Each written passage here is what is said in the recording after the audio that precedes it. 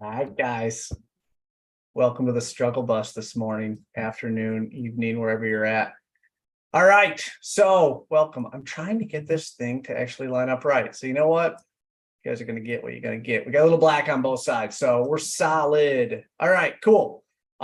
David is having internet issues, or at least that's what he called it. So today you're going to get me. David pops in. That's awesome. I'll throw him in and we'll get rolling. But I'm going to give 2 minutes for everyone to start rolling in. I know I got a couple people joining. Thank you, guys. This is week 8. So if you guys have joined us before, we go through an 8-week series talking about the 4D sales process. So we're going to go a little bit through that. We're going to talk about something that I call halftime, and halftime is what allows us ultimately to go back into the sales process and really diagnose what could have we done differently, what questions or information are we missing, and how do we get back into that sales process, get the information we need. Because the one thing I'll talk a little bit as we start this, guys, is that once you deliver that proposal, once you hand that piece of paper over or send that email out, the power's gone. Which as a sales rep, as a sales professional, right, you're doing all of this work to be able to draft the solution, which is ultimately created in a proposal that you give your client. And as soon as they got that, now the power's in their hands. They can do whatever they want. They can not respond. They can acknowledge you. They can commoditize you. They can make a decision, award it to someone, and never talk to you again.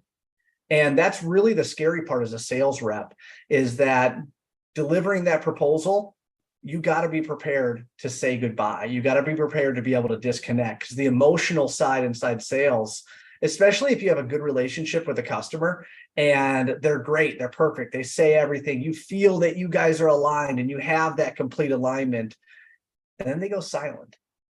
And it almost hurts your feelings to a point where you're like, I'm not giving up on this guy. He said he wanted to do it. He did this, he did that. It all doesn't matter, because once you deliver the proposal, the power is gone. So that's just a little bit of what we're going to be diving in today. And at the end, we're going to talk a little bit about what we're doing for leaders. So the leadership side. So if you have a sales team, right? So it's not just you, maybe you're joining into No Reps Left Behind. So you can get a little bit more understanding of what a sales process looks like. That's awesome. Now, if you have sales reps underneath you, so you're coming in here and you are a sales manager, leader, or whatever you want to call it, that's a little bit different, because we're going to start talking about what are the 3 pillars of a sales process, right? A sales organization, I can say. What are the 3 pillars of that? And then how does ultimately the 4D sales process tie in? So that's something cool I'm going to get to at the end. And yeah, guys, one more minute, we'll get rolling.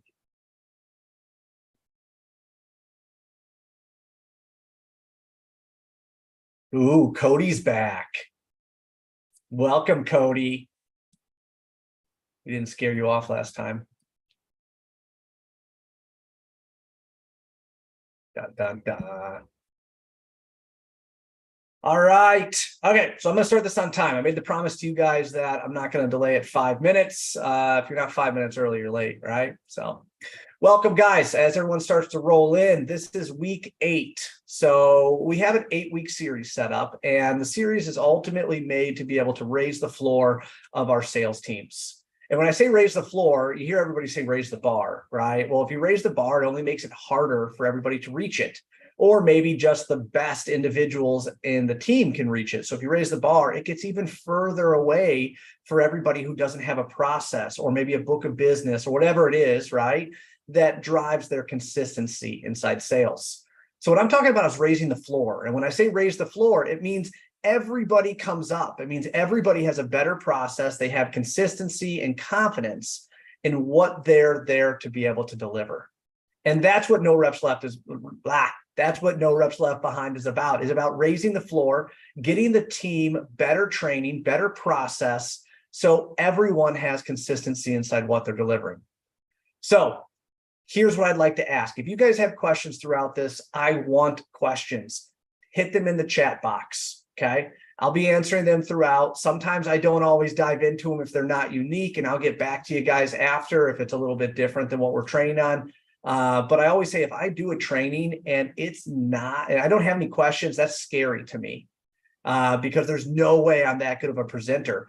I want you guys to be inquisitive. I want you guys to be challenging. I want you guys, now that you've sat through all 8 weeks, right, of this No Reps Left Behind 4D sales process, I want you guys to challenge. I want you guys to say, hey, I've done this. I want you guys to use these questions. That's my challenge to everybody here. Use this process. And I'm not telling you go out, change your entire world, bowl and china shop, and just ask these questions, but start dribbling some of this stuff in. Ask the question, all right, so, I came to sit down with you. Is there a problem or a goal that you're trying to achieve? Ask those questions, see how it goes, because I get such great feedback. I actually got a text message from one of the clients that I work with that said, hey, I used the sheet and it worked phenomenal. That's the stuff that makes all this worth, guys. So today we're going to be going through halftime.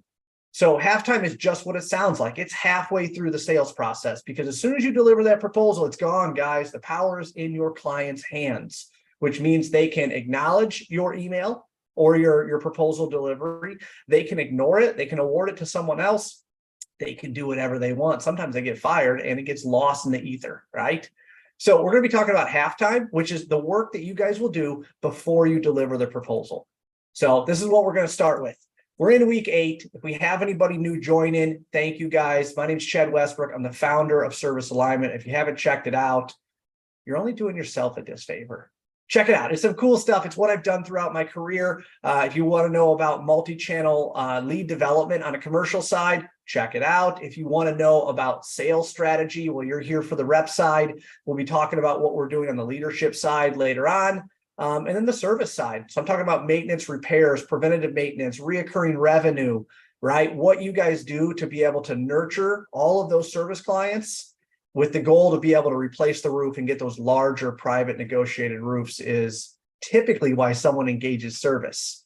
So that's what I do. That's my specialty. You guys can see my credentials. And if you're here for 8 weeks, guys, you made it through, and I must be valuable enough for something. So David, we're going to nix this. He's not here. He made the excuse that there's internet problems, and it's, we're in 2023. I won't allow that. So David's nixed. He's an amazing part of the technology we have, the process we have. David has really been the one that kind of pulls the information from me and have turned it into what we have today as the 4D sales process. So I want to start with buyer's intent. So buyer's intent is that when your customer, wants to solve a problem, because I promise you, they don't wake up in the morning and want to buy the service you have. I don't care if it's pavement, if it's concrete, if it's roofing. No one wakes up and is like, man, I really want to buy some roofing today.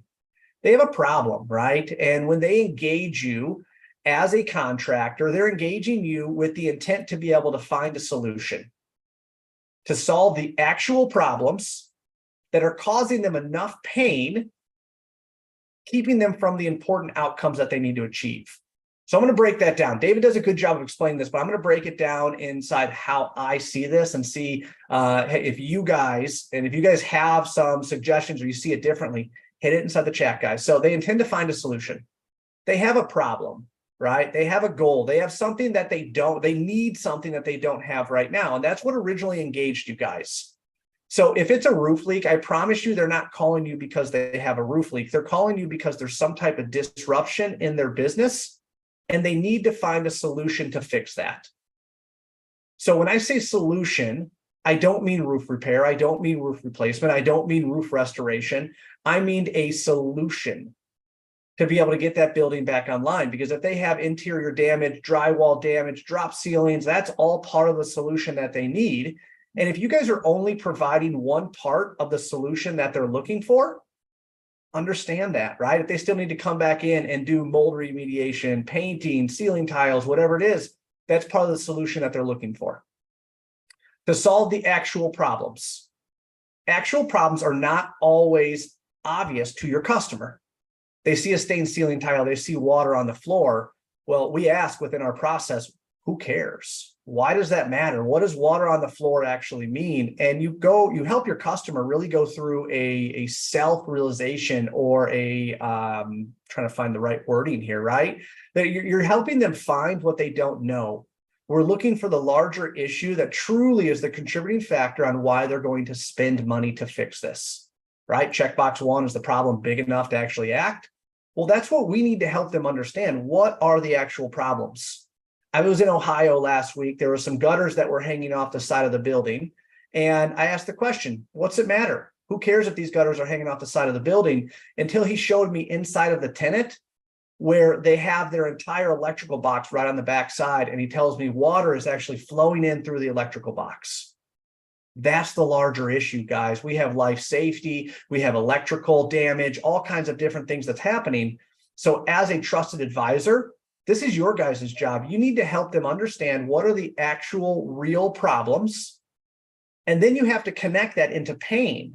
And when I say pain, what I'm talking about is what disruption is causing them discomfort, right? Discomfort means what's your normal job, right? I can tell you the maintenance manager probably doesn't want to be sweeping up water on a floor, doesn't want to have to be reorganizing the warehouse because stuff's getting damaged.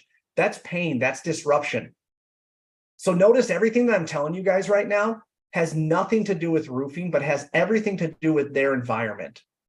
That's why they're spending money. That's what they're doing here, is to be able to create an environment that they want to live in. It doesn't matter if it's, again, painting walls, replacing ceiling tiles, fixing the roof, fixing the parking lot. All of that is discomfort, pain, right? That they're willing to say, you know what, this sucks enough that I'm going to invest money to fix it. And that's what we're doing here, guys, is our customers are intending to find a solution to solve the actual problems causing them enough pain that's keeping them from the important outcomes. And this is the big part. These are the measurables that we're trying to get to. What are the measurables if they were to fix this? So if they were to repair the parking lot, what are the measurable outcomes that they're going to get? Well, number one could be, and we're talking asphalt here, but number one could be something as simple as not having a slip fall hazard, a parking lot, with a pothole, someone twists their ankle, water coming in on an electrical panel from the roof, mold inside the walls. I mean, we can keep going in this deeper and deeper, but what are the important outcomes that are ultimately measurable by that point that they're trying to get to? So does this make sense, guys? They intend to find a solution to solve the actual problems causing them enough pain and keeping them from their important outcomes.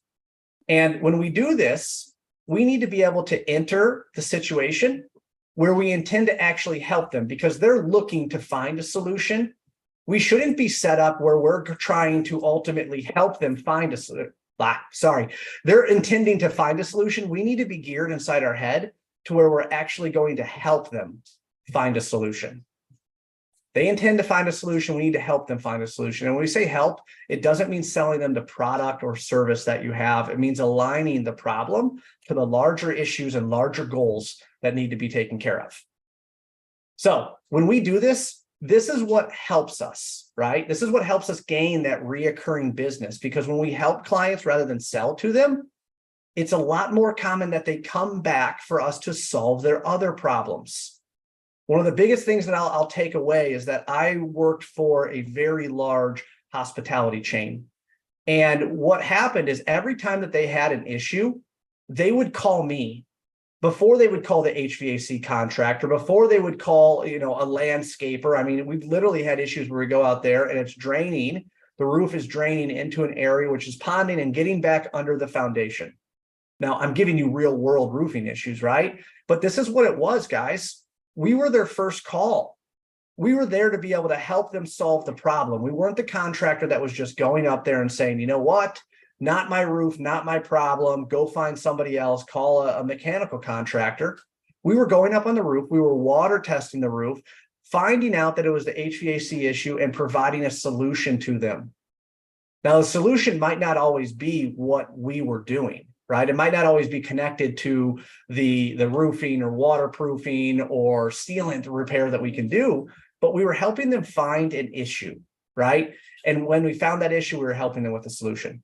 So if you guys want repeat business, that's how you get to it.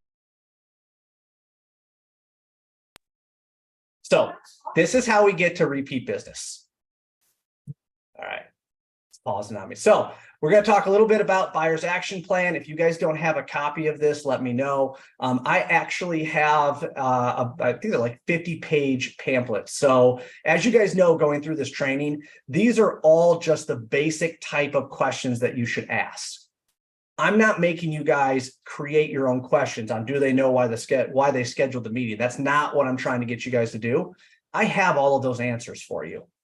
So what I'm saying is that I have a sheet that says question number 1, is it a problem or a goal that you guys are trying to achieve?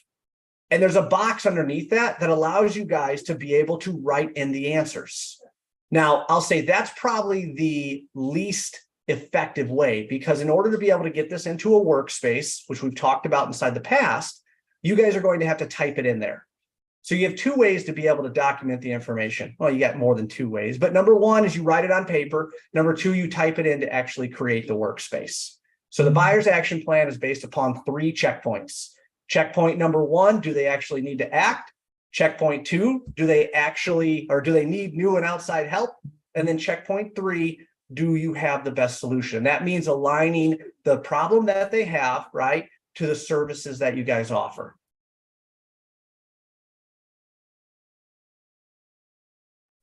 All right, so sorry about that, guys. All right, so here we go. We're going to go back into all 3 points inside this. So number 1, checkpoint, do they actually need to act?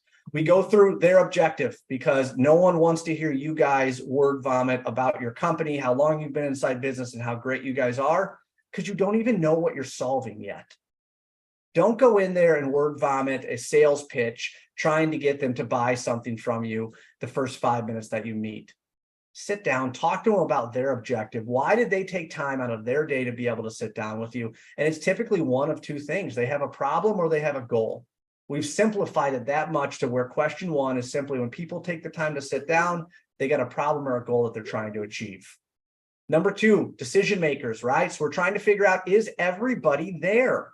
Because if not, if there are other decision makers or other people that's involved, it's going to drastically change how you need to attack that situation. I can't tell you how many times I have been inside sales situations where I have had the most awesome relationship discovery, diagnosis, presentation to find out that the guy that made the decision went with someone else because there was another variable that I didn't know. There were multiple decision makers in it. Don't make that mistake. Ask that up front. It's not invasive. You're simply trying to get clarity on who's going to make the decision so you can make sure that everybody gets what they want. That's the goal with the whole biocentric selling, is that everybody gets what they want. They get a solution and you guys get to perform what you guys do best. What's the current reality? What have they tried so far? What have they solved? Don't be afraid to be able to ask, hey, do you have documentation of the repairs that were made?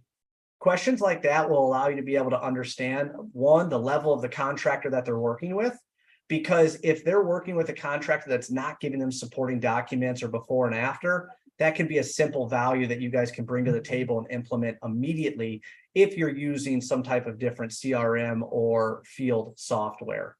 And then lastly, figure out, do they actually need to act? A big part of sales is knowing your walkaway point. It's so easy to become emotionally involved inside some type of situation because you hear something that you like, or you like the individual, or that individual just says all of the right things. And trust me, the secretary can explain a nightmare of a situation and the owner cannot care about it. It's happened tons and tons of times. So what is the priority, right? What is the impact, right? How important is this project to your daily business? 1 through 10. We got it lined out, guys. And you ask the question that way because when they answer, it allows you to be able to keep asking questions and probe deeper. So if they answer with, let's just say a 7, you guys can respond with the question of what is an 8, a 9, or a 10. Those are the important questions you can see, because if they have HVAC issues, if they have all types of different things that are going on that's in front of the roofing project that you guys are talking about, this is where you start getting projections. And when I say projections on sales, which is, well, they got to swap out all the HVACs before they do the roofing work. That's an amazing thing to know, because if you don't, again, ask the questions on the priority, it makes it harder for you guys to truly understand what's the projection and what's the confidence level that it's actually coming back down to you guys. So this is checkbox 1. Do they actually need to act? Checkbox 2. Do they actually need outside help? Actually, it's not there. Do they need new or outside help? And what I'm basically saying is that, are you guys going to take the proposal and go do it yourself? Have you guys been trying to fix this yourself and just haven't been able to do it? And you just need someone to tell you what to do because your guys just don't have roofing experience? Is it something that if it's super simple, you would do it yourself just to be able to save your budget? That's what I'm asking internally. The questions I ask are a little bit different, right? So number one, we find that bigger problem that we were talking about in that alignment, right? Are we aligned to the problems that actually need to be solved?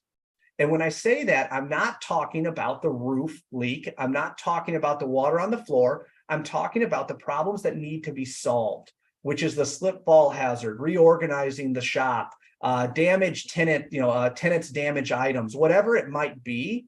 Those are the problems that you guys are actually solving.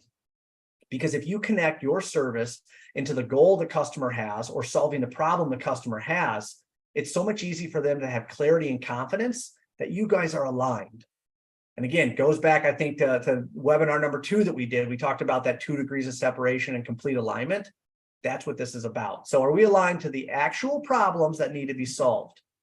Are the expected outcomes enough to fund a solution? That means if we were to fix this problem, right, and whether it was a $500 or a $5,000 problem, I can assume if the client was willing to pay $500 to fix it, if I was to give them a proposal for $5,000, there's probably a lot of clients that says, you know what, no, it's not worth it. Or they go shopping for other bids. If your client is shopping for other bids, he feels that the cost of your proposal does not outweigh the ROI that he will get, which is, I feel this is too expensive. Because if you can position the larger issue, slip fall hazard, having to reorganize, damaged tenant things, insurance claims, that's the real problem that we're trying to solve.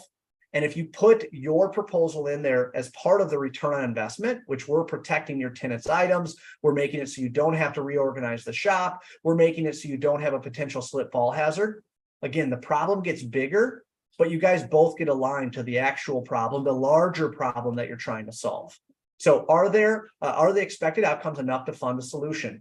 Now, the next one is, I will say, I've always had a hard time with it. And one thing that we've been able to do with the 4D sales process is kind of perfect it. So do you guys have an adequate budget to be able to create the outcomes? Which means, do you guys have enough money? Have you budgeted for things like this? So you ask the question, have you ever had to buy something like this in the past? And what was that process like? If you ask it in that manner, they'll tell you about their buying process. They'll tell you about the board it has to go through, or they'll tell you about the budget or how much that they're allowed to spend. Maybe not the exact dollar amount, but again, if you're inquisitive and you ask them about their role, their position, and their processes, it becomes a lot more of a conversation rather than saying, well, how much money you guys have to fix this? That question is only going to put a shield up for your customer, and they're going to think that you're going to take them for every penny that they have allotted for the project. So don't go to that world, guys. Ask the right questions, ask the questions that we perfected. And do they have internal resources to be able to fix this, right? So do they have the ability to be able to fix these types of problems? Because if they do, and you're giving them some type of super simple solution, which is go clean out drains, pick up debris on the roof, sealant, they might go to Home Depot and buy their own sealant. They might do all of these different things, which again, brings you back to the confidence level that the job's actually going to get awarded to you. So do they need outside help? Do they actually need to be able to perform? Do they need an outside contractor, an outside expert, right, to be able to come in and solve the problems that they have? This is a huge, huge part to me, guys, in the disqualification side. We talk about qualify, discover, and disqualify, right? That's what this is about. Don't become emotionally invested, because if the customer has the ability to be able to do it themselves, call that situation out and say, well, why don't you guys just do this on your own? Because when you call out problems like that, what you do is you get objections solved. When you solve objections, what happens is that when you deliver a proposal, you get a faster signature on it because you guys have already addressed any of the objections that are going to come after. Once you deliver the proposal, the power is out of your hands, guys. It's in the client's hands. So take those objections, solve them up front, use the framework here that we're giving you to be able to get these 3 check boxes and get them moving. Now, number 3 is, do you have the best solution? The reason we ask this question, right? So do we have the best solution is because there are tons of contractors that say they do everything. I call them general contractors. And if you want to win more work, if you want a higher close ratio, you have to position yourself as an expert in the solution that the customer is looking for. So I'm not telling you guys to lie to your customer. Let's just be very, very clear there. I'm not telling you guys to be a yes man, or we can do everything or whatever that is. I'm telling you guys that you need multiple presentations for each product that you guys deliver. So if you guys have a repair side of the business, you guys need a solution, a presentation, right? Something that differentiates you guys for that specific product. If it's for leaks, if it's for contract repairs, even preventative maintenance, replacements, liquid membranes and replacements are two completely different worlds, guys. Two completely different worlds. If there's anything I've spent a lot of time doing, it's debunking every false belief that a client has had about a liquid membrane if they've always done some type of TPO or full recover, something like that. We need to be able to take those objections and solve them proactively. So that's what I'm talking about. Do we have the best solution? So do we have a proven history of solving the problems that they have? Let's tell them a story. Let's show them case studies. Let's show them how we are an expert. And ultimately, every time it rains, these are the problems that we solve and how well we solve them. Are they clear on the solution? Are they clear on how our solution, solves their problem? So when we don't ask this question, right, when we don't address this, this is what makes us a commodity. Because we have to have some type of special sauce, special process, special solution, right? Even though we're delivering the same thing, we got to have a unique way that we solve the problem that's different than everybody else. Because if we are just a roofing contractor that goes up there and fixes leaks, I hope that you guys are the lowest price because you will be commoditized extremely quick. So don't fall into that world, guys.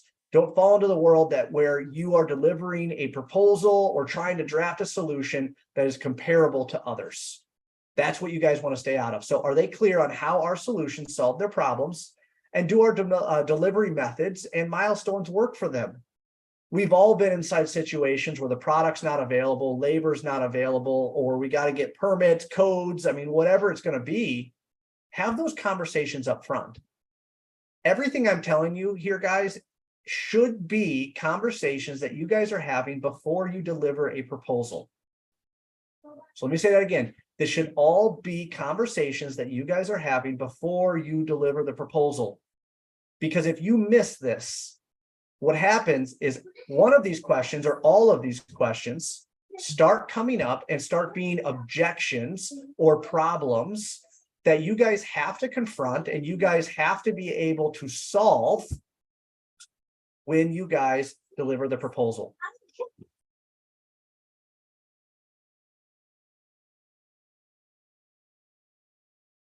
All right, so do we have the best solution? Do we have a proven history of solving their problems? Are they clear on how our solutions solve their problems?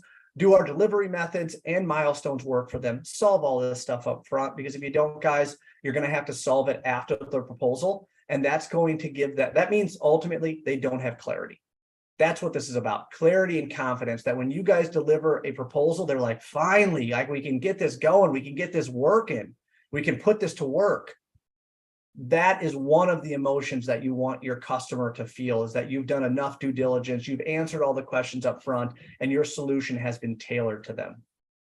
So what we're going to talk a little bit about at this point, once I can get the slides to actually change.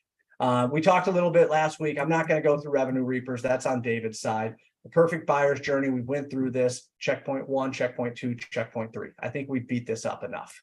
So what we're going to do ultimately is go through what I call halftime. Now, last week, if you were a part of this, we role played, and Cody, thank you very much for coming in and role playing. And after the role play, there were a handful of recommendations that I think Cody made on himself, and also David and I kind of went in and said, hey, we could have went deeper. We could have done something a little bit different here. Halftime is addressing those situations before you guys get to the proposal part. Because when you guys create a workspace, one of the coolest things about the workspace is you can control when the client gets the proposal. You can share all of this stuff up front with them. You can create extreme consistency on how you guys are delivering, right? It's not necessarily just walking in and winging it because, you know what, I do a great job. That is the definition of inconsistent sales, is when you guys do not have a consistent process on how you're doing discovery, diagnosis, demonstration, right? That's the 4D process that we've called it. And then ultimately getting to this point to where you're actually delivering the problem, right? Delivering the solution, sorry, not problem. So halftime is being able to go in. It's having someone who is peer accountable to you. So this can be a sales manager. This can literally be a coworker. It can be your wife, if she's involved into this, to where you're going through each one of these and you're doing this review with somebody else. That's a huge, huge part of the success that you guys are going to have, is that sales is not an independent game, guys. An independent warrior is only as good as the last job he sold or the last problem that he encountered. Different perspectives play a huge, huge part in you guys drafting solutions. So if you guys don't have time blocked out on your calendar to be able to review sales solutions, I'm going to recommend that you do it. And I'm going to recommend you do it because you want a higher close ratio, because you want to be able to poke holes. Doesn't matter how much confidence, anything like that, egos hit the ground when you do review. Right? When you go into halftime, you guys are looking at the questions that you answered, or questions that you asked, the answers that came back, and you need someone who's going to be drastically honest with you guys on saying, oh, what about this? What about this? And making sure that the solution that you guys are delivering is spot on exactly what they need. Now, the beauty of this is that if you guys come across any type of unknowns, questions that maybe you didn't ask, or questions that you asked, maybe you thought the answers were good when you first did it, but you realized that they actually sucked. This is halftime. You can always go back to your customer. You can always go back to your client and say, hey, I just got a couple more questions for you. And this kind of goes in on the sales side for a pre-close. I've always been one who calls the customer up and say, hey, I got the proposal pretty much done. I just want to confirm a couple things with you. Now, most of the time, I have the proposal right here in front of me, right? I have the proposal. I have everything I need, but I'm calling the customer to be able to confirm the scope of work simply because I'm looking for variables. And what happens when you go through a formal presentation like the long form or like the workspace that we have, you guys get absolute clarity that when you deliver your proposal, it's exactly what the customer wants. Because you're asking all of those questions, you're reviewing all of your discovery, and you get the opportunity to be able to go back in, ask the questions, or ask additional questions to be able to take any variable out. That is the goal of 4D sales process, guys. It's to be able to get the client to be able to make a decision that he is clear, that he has complete clarity and confidence in. And also on the front side, it's for you guys to be able to have clarity and confidence that this customer actually fits your book of business. And that's a huge part of this. You guys have to know your walk away. You also have to know that the client values what you bring to the table. Because if you guys are accepting every opportunity and every client that comes in, there's only a matter of time until you get taken advantage of. There's only a matter of time until you no longer enjoy working with that customer or that client, because they're mean. They beat up every single invoice that you guys have, right? They challenge everything. They don't like the repairs that they're doing, and they feel that they should have got a new roof. Raise of hands, everybody in here who has that client that continuously calls back recalls, even if they're in a different part of the building, challenges them on every single invoice that they get, tells them that they just repaired this area and this part of the roof shouldn't be leaking, even though the roof is 10, 15, 20 plus years old. Those are the type of clients that we want to disqualify, guys. And I'm not saying don't do work with them, but I'm saying focus your time on the best opportunities. Don't be afraid to disqualify somebody, or even just have the radical candor conversation of, I don't think this problem is big enough for you guys to fix. I don't think this problem is big enough for you guys to spend this type of money. I've had those exact conversations, and I'll tell you, probably 80% of the time, I get challenged from my customer and they say, you know what? I don't agree. This is big enough. And we go into an entirely different part of the conversation. Because again, I'm having that radical candor with them. I'm having that transparent, trusted advisor, not trying to sell something, but trying to give you the best solution possible conversation. That's what the 4D sales process is about. That's what halftime is about. So what I'm challenging you guys to do at the end of this 8-week session that we're at right now, get you guys an accountability partner. get you someone that you can sit down with, even if it's once a week, if it's 10 minutes on a phone call, whatever it is, find somebody in your circle, find someone in your network that you can review this information with. It's only as good as you guys use it. Using the questions is great, but it's only great if you can reframe it back to your customer to make sure that you have complete alignment before you deliver the proposal. That's the whole reason we ask these questions, guys. If we wanted to be a commodity contractor, we go up there, puncture in the roof. Here's the proposal to fix the puncture. Thank you very much. Let me know when you want to do it. I'm assuming that's not why you guys are showing up to here, to this meeting, to this series. You guys want to be better, and to be able to be better, you got to ask the right questions, right? Challenge a few weeks ago, start using these questions in your sales process. That's my first challenge to you guys. Second challenge, write them down. Use the resource. You guys have free access to this, right? So we talk about the workspace. We talk about all of that different stuff. I know who on this call is actually using the workspace and who is not using the workspace.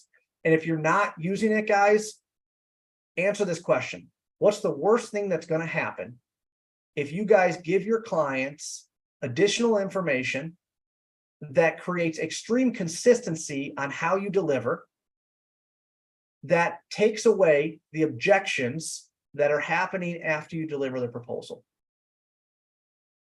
That's the third challenge, guys. Use the questions, write down the answers, document the answers, and read it back to the customer before you deliver the proposal. And that's the only way that you guys are going to have complete alignment in your sales process. Otherwise, you guys are going to have disruption, you're going to have objections, and you guys are going to go back in the battlefield next to every contractor that's also battling the same war, which is to win that job. Make sense to everybody? All right. Now, see, I've went through this entire presentation, guys, and it proves that David adds 20 minutes. David adds 20 minutes to this. It's normally good minutes. All right. So here's what I got for you guys. Questions, concerns, comments, chat them in. I'm going to take a second, just review some of the stuff that's coming in. If there's any decent questions that's in there, I'm going to roll them back. I am going to talk about War Room. So War Room is a leadership program that we're rolling out. And I want to talk a little bit about that on the leadership side. Yeah. So right here, hold on one sec, guys. And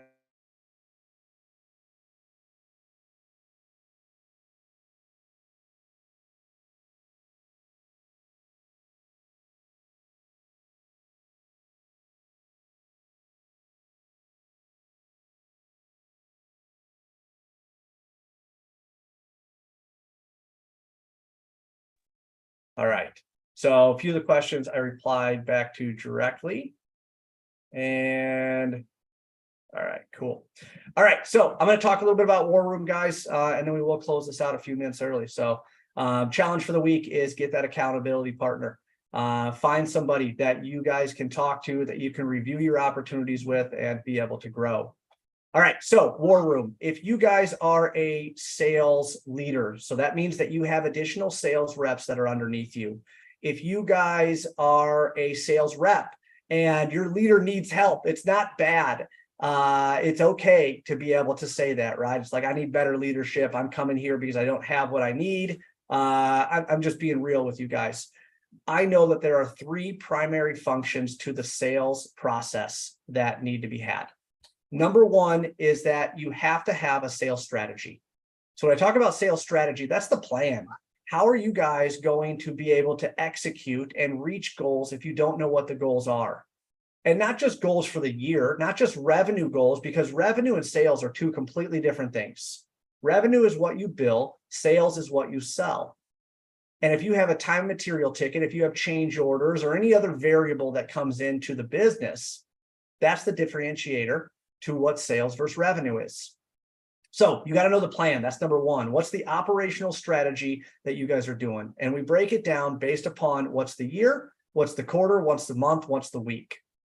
That is step one, is having that operational strategy. Now it goes much deeper than that. We have a 5A strategy form, which really breaks down all of the things that we've talked about just a little bit inside here, which is when a lead comes in, what's the amount of leads that actually convert into a meeting? What's the amount of meetings that actually convert into a quote? And what's the amount of quotes that actually convert into a sale? That's 4 of the 5 that we're tracking.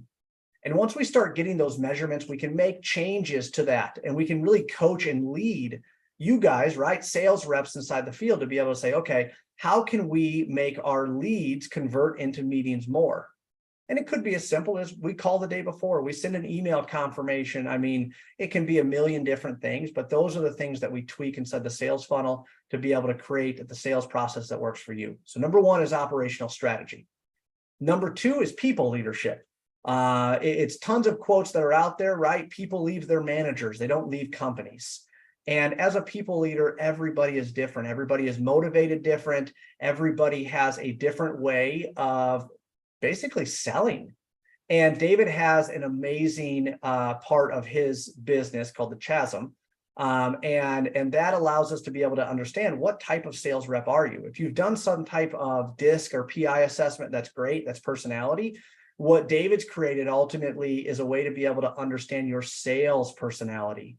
So I'm an advocate. I'm naturally going to fight for my customer and the greater good of my customer. But I've also had sales reps that are hustlers, and we can all guess what a hustler is, right? A hustler is going to do whatever he has to be able to get that contract signed. And I'm not saying out of integrity, lie, different things like that, but the hustler is a much more aggressive salesman than the advocate is.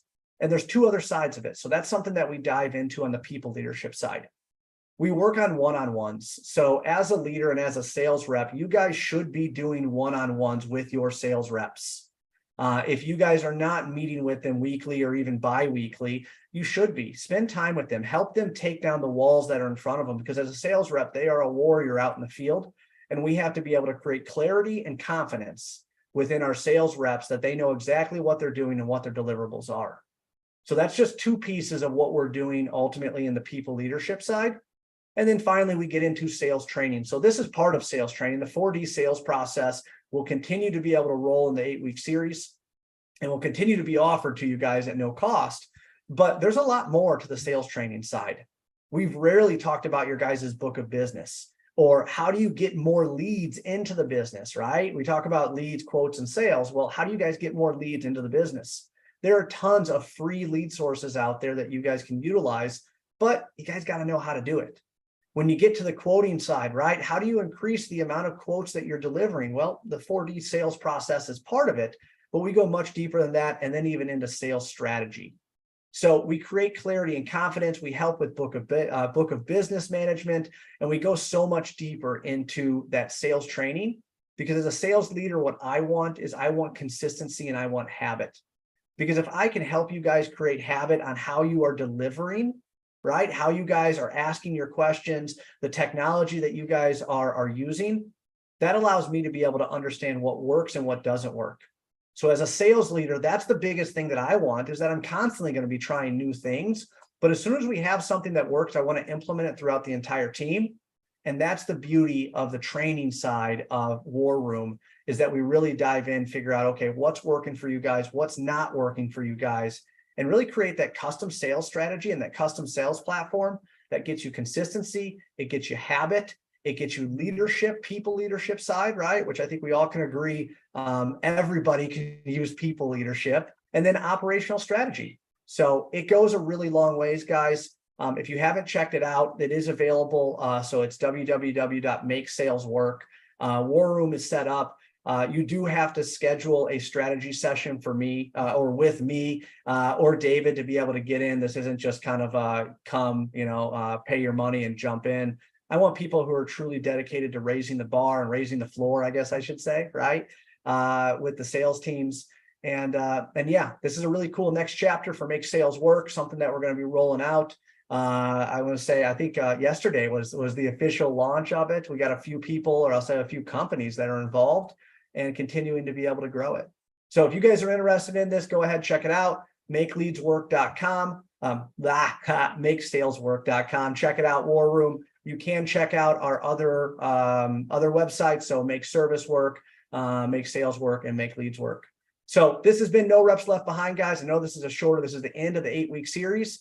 What you guys will find after this is the entire 8-week series starting over. So if there's any pieces that you miss, anything you guys want to go deeper into, join, spread the word. That's the only thing that I ask for you guys, is that you spread the word. Let's get out there. Let's practice what we're doing, guys. It's a huge, huge part. Practice makes perfect. The more time that you guys spend using this is the more common, frequent, and I'll say natural it's going to come. Take the questions, turn them into a conversation, and be an advocate, guys. Be a trusted advisor. Fight for your client, right? Get into that point and grow your business. So here's how you spread the word, guys. Social media, you can find me on LinkedIn. You can find me on Facebook. If you haven't joined the Facebook group yet, do it, guys. There's some pretty cool stuff. I'm sharing stuff throughout the week, so a little bit different on what we're doing. And yeah, we can go from there. So again, thank you guys for joining. This has been No Reps Left Behind. We're done 15 minutes early, so go grab a Red Bull or something cool. Thanks, guys.